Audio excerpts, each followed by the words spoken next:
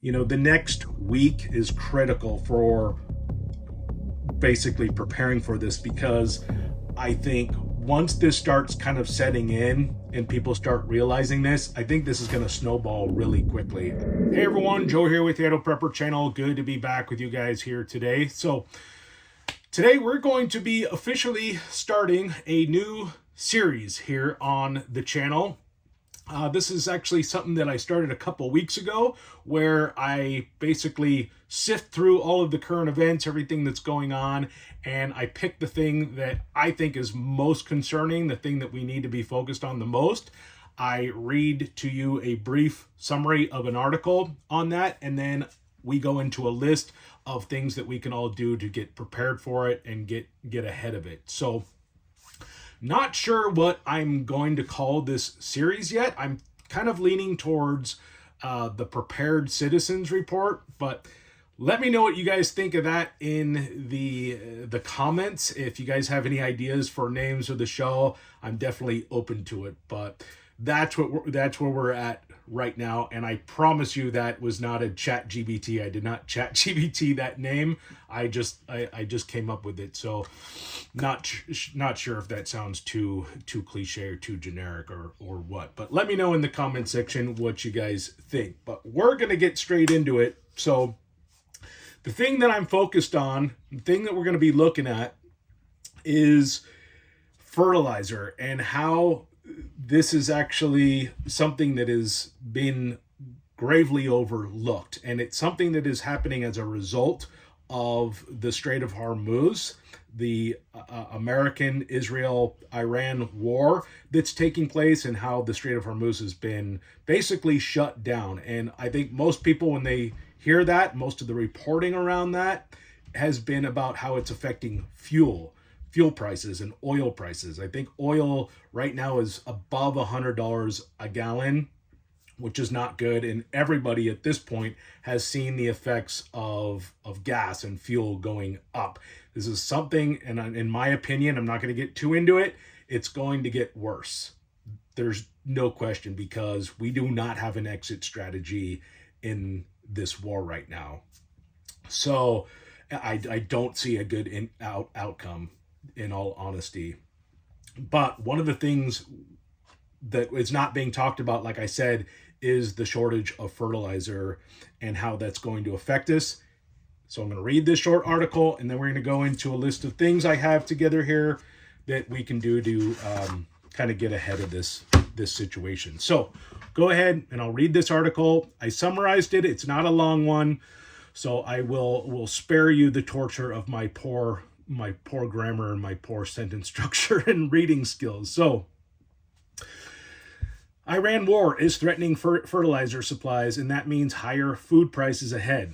As the war with Iran intensifies, officials and market analysts around the world are warning that the conflict is already affecting global fertilizer supplies, a development that could have serious implications for food prices and availability in the months ahead.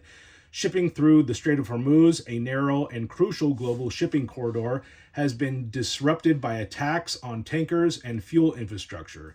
This strait normally handles a significant share of global fertilizer exports, especially nitrogen-based fertilizers like urea that are essential for modern crop production.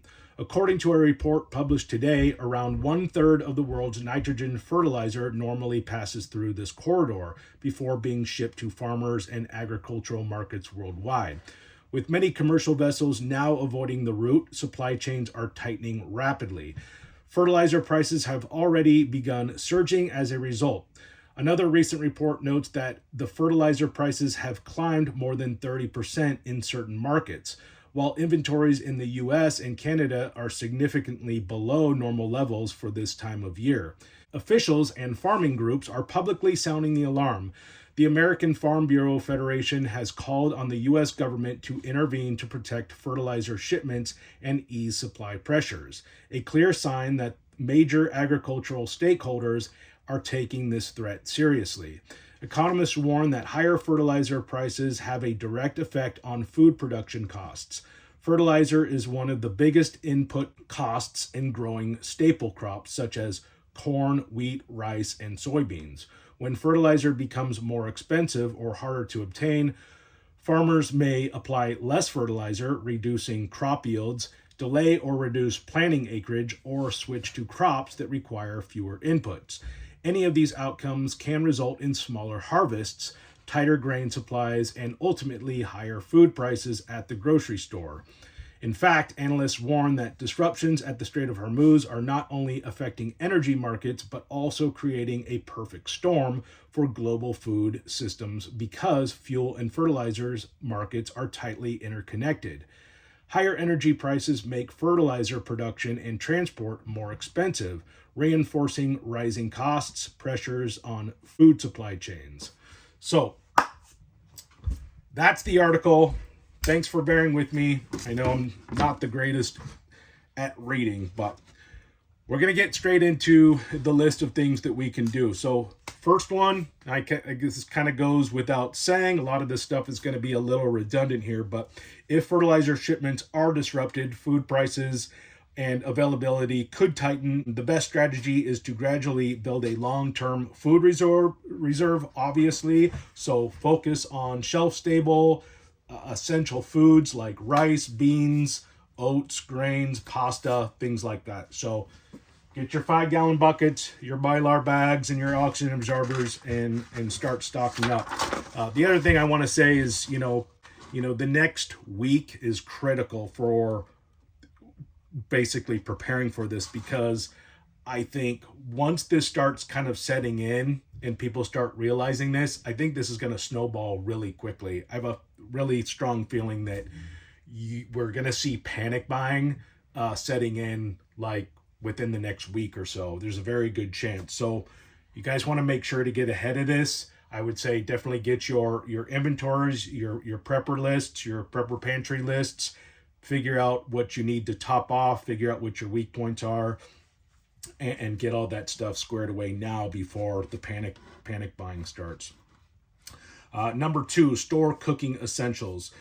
During supply disruptions, basic ingredients often disappear before staple food. So consider getting cooking oil. If you're low on, vegetable oil, olive oil, things like that, get that now. Salt, sugar, flour, baking powder, yeast, vinegar, stuff like that. 3, prepare for rising fuel costs. I mean, obviously, like I said, we're already starting to see a major increase in fuel prices. I know I spoke with somebody on my comments the other day, and they were saying they're in California and they're already seeing $5 a gallon gas in some places. Here it's gone up. It's almost to $4.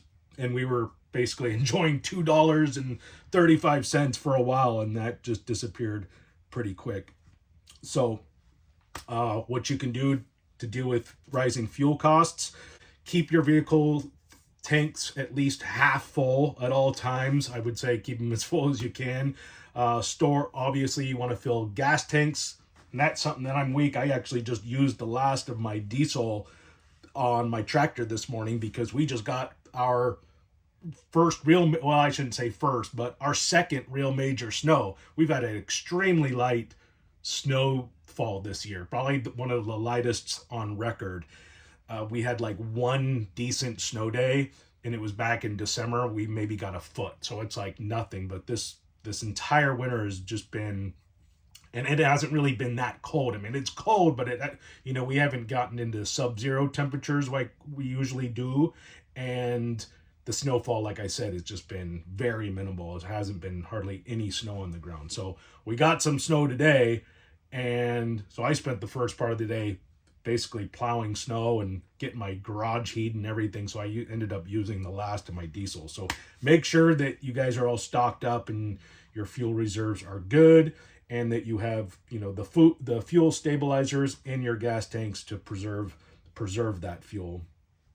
Same with maintenance, like oil for your vehicle. If your vehicles are due for an oil change, I say get on that now, or at least go, and buy at least one oil change per vehicle now.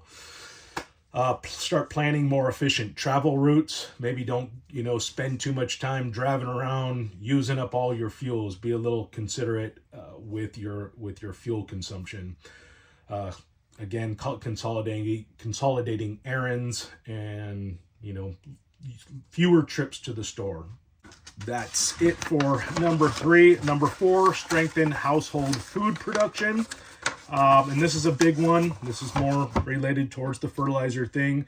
So I would say start, we're coming close to spring, and that's another big reason why I wanted to do this video, is because, the growing season is about to start. So you're going to see fertilizer prices going through the roof, and you're going to see it, the scarcity set in. It's going to be hard to come by.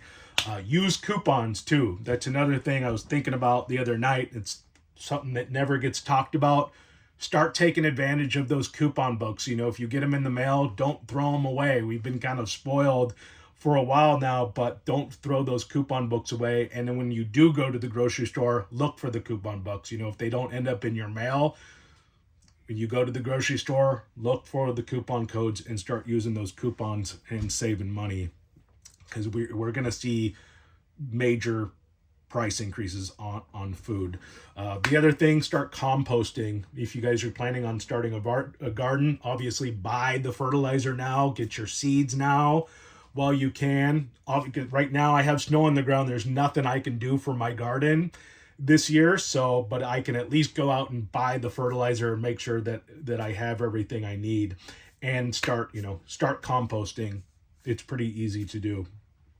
But yeah, other than that, plan out your garden. I put a video out not too long ago on this, but start planning out your garden now. Maybe look at crops that don't utilize as much fertilizer, something like that. Okay, number 5, keeping extra essential supplies. So shipping disruptions can affect more than food and fuel. Many everyday products rely on global supply chains. It may be wise to keep additional supplies items such as batteries, hygiene products, cleaning supplies, basic medicines, pet food. Yeah, and that's another thing a lot of people don't realize. What oil makes a lot of our parts, and it even makes our medications. So we might see a price increase on medications as well. So maybe consider, getting a supply of medications, backup supply. So got a Jace kit here. I'll make sure to put a link in the description for my Jace antibiotic kit, along with a discount code. But this is always a good thing to have if we're anticipating shortages. Number 6, reduce dependence on just-in-time shopping.